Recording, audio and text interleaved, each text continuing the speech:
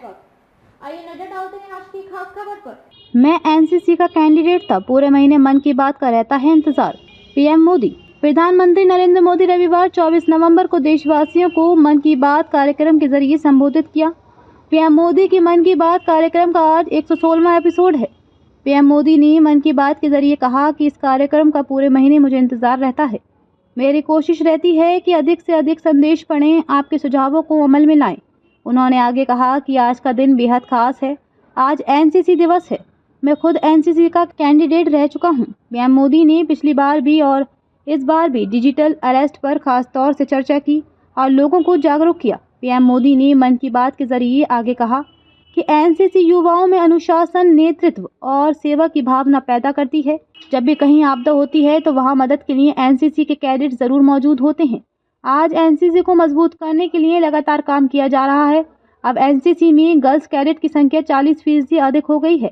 12 जनवरी को युवाओं का महाकुंभ। पीएम मोदी ने आगे कहा कि 12 जनवरी को स्वामी विवेकानंद जी की 162वीं जयंती है। इस बार इसे खास तरीके से मनाया जाएगा। इस अवसर पर 11 और 12 जनवरी को भारत मंडपम में युवाओं का महाकुंभ होने जा रहा है। इसमें करोड़ों युवा भाग लेंगे। आपको याद होगा कि मैं लाल किले के प्राचीर से ऐसे युवाओं को राजनीति में आने का आह्वान किया है जिनके परिवार का कोई पॉलिटिकल बैकग्राउंड नहीं है। ऐसे में 1 लाख युवाओं को राजनीति से जोड़ने के लिए अभियान चलाए जाएंगे। इसमें देश और विदेश से एक्सपर्ट आएंगे। मैं भी इसमें ज़्यादा से ज़्यादा उपस्थित रहूंगा। इसका एक ब्लूप्रिंट तैयार किया जाएगा। देश की भावी पीढ़ी के लिए ये एक बड़ा मौका आने वाला है। टेक्नोलॉजी के प्रति जागरूकता। पीएम मोदी ने आगे कहा कि मन की बात में अक्सर ऐसे युवाओं की चर्चा करते हैं जो बिना किसी भाव के समाज के लिए काम कर रहे हैं। ऐसे कई युवा हैं जो लोगों की समस्याओं का समाधान निकालने में जुटे हैं। लखनऊ के वीरेंद्र अपने क्षेत्र के बुजुर्गों की टेक्नोलॉजी के मामले में जागरूक कर रहे हैं। कई शहरों में युवा बुजुर्गों को डिजिटल क्रांति में हिस्सेदारी बनाने के लिए आगे आ रहे हैं।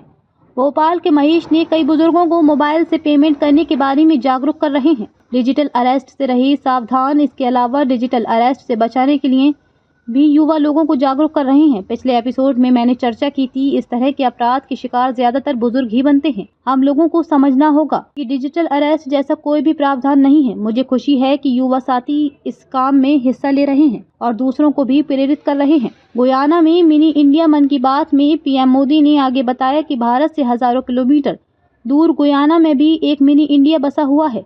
करीब 180 साल पहले भारत से लोगों को खेतों में मजदूरी करने और दूसरे कामों के लिए गुयाना ले जाया जाता था। आज गुयाना में रहने वाले भारतीय मूल के लोग राजनीतिक, कारोबार, शिक्षा और संस्कृति के हर क्षेत्र में गुयाना का नेतृत्व कर रहे हैं। गुयाना के राष्ट्रपति डॉक्टर इरफान अली भी भारतीय मूल के हैं और उन्हें अपनी भारतीय विरासत पर गर्व है। बेहद काम की है ओरल हिस्ट्री। पीएम मोदी ने आगे बताया कि ओमान में एक्स्ट्रा ऑर्डिनरी प्रोजेक्ट काफ़ी दिलचस्प हैं।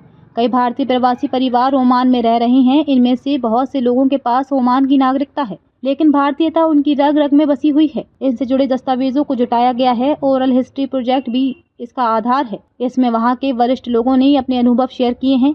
ऐसा ही एक प्रोजेक्ट भारत में भी हो रहा है। इसके तहत इतिहास प्रेमी देश के विभाजन काल के दौरान के लोगों के अनुभव एकत्र कर रहे हैं। आज ऐसे लोग बहुत कम ही बचे हैं जिन्होंने उस काल को देखा था।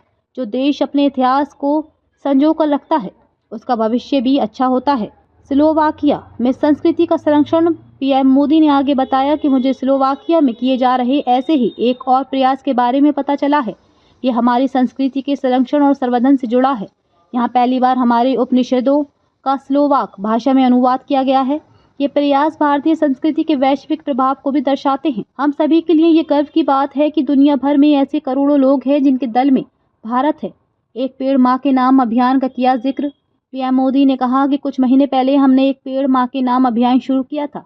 इस अभियान में देश भर के लोगों ने बहुत उत्साह में हिस्सा लिया। मुझे बताते हुए बहुत खुशी हो रही है कि इस अभियान ने 100 करोड़ पेड़ लगाने का अहम पड़ाव पार कर लिया है।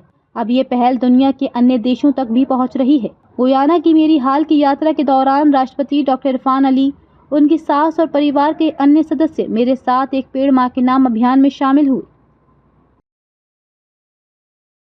खबरों में अब तक के लिए बस इतना ही। फिर होगी आपसे मुलाकात ऐसे एक खास खबर के साथ। तब तक के लिए नमस्कार और देखते रहिए नेशन न्यूज नेटवर्क।